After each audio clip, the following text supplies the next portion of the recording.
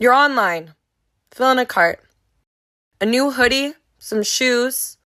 You glance at the supplier. Made in China. You shrug. Most things are. You click Add to Cart.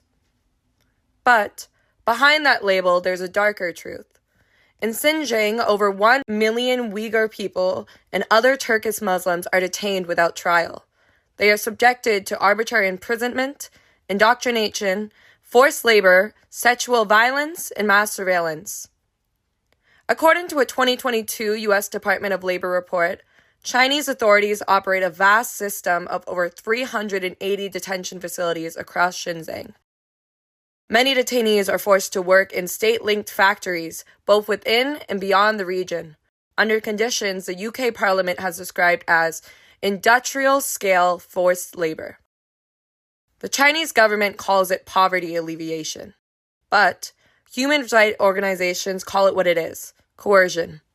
Between 2017 and 2020, over 80,000 Uyghurs were transferred out of Xinjiang to work in factories across China, where they remain under constant surveillance and political control.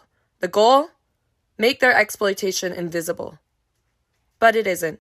We just need to look. This isn't just a Chinese issue. 20% of the world's cotton comes from Xinjiang. That cotton is in Canadian stores. It's in shirts, socks, even beauty wipes. Brands like Adidas, Nike, Zara, Uniqlo, all linked to forced labor in Xinjiang.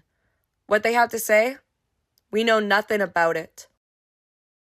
The New Lines Institute and over 50 independent experts have concluded that China's actions amount to breaches of the 1948 Genocide Convention, including Article 2C, deliberately inflicting conditions of life calculated to bring about a group's physical destruction.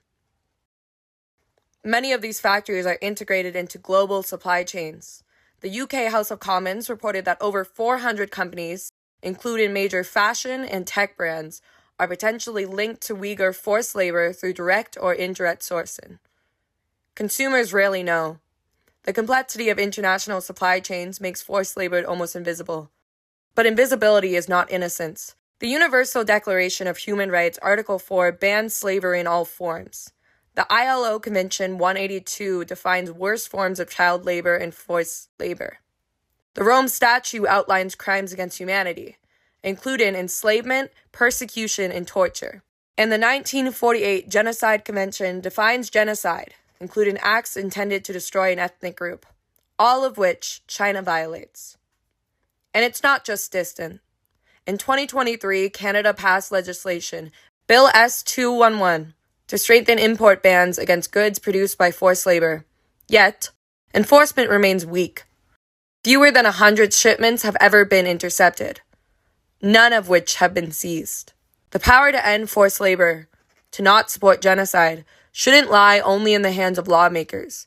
It lies in your hands. Every time you open a browser, every time you fill a cart. We aren't paying attention, but we could.